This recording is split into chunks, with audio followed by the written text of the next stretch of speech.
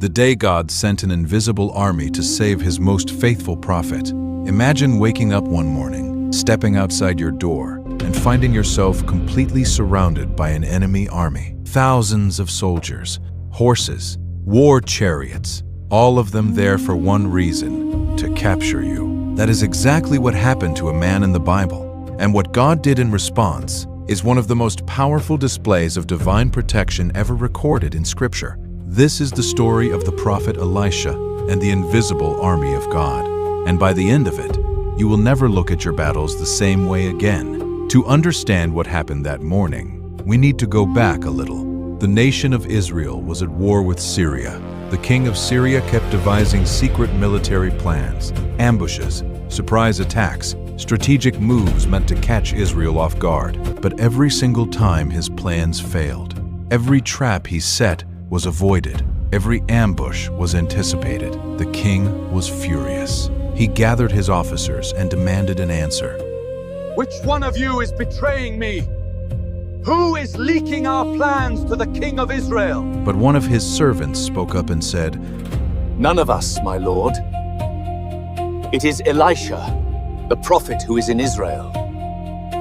He tells the king of Israel the very words you speak in your bedroom. Think about that. God was revealing the secret war strategies of a foreign king to his prophet, not through spies, not through intelligence networks, through the Spirit of God himself. The king of Syria wasn't fighting against a man, he was fighting against the God of Israel. But he didn't understand that yet. So the king made a decision. If Elisha was the problem, then Elisha had to be eliminated. He sent spies to find out where the prophet was staying. The report came back. Elisha was in Dothan, a small and unfortified town. Easy target. That night, the king dispatched a massive military force, horses, chariots, and a great army, and they surrounded Dothan under the cover of darkness. By morning, there was no way out. The trap was set. Now picture Elisha's servant, a man who had walked alongside the prophet and witnessed miracles. But on this particular morning, faith was not what filled his heart. He woke up early, and when he stepped outside, his blood ran cold.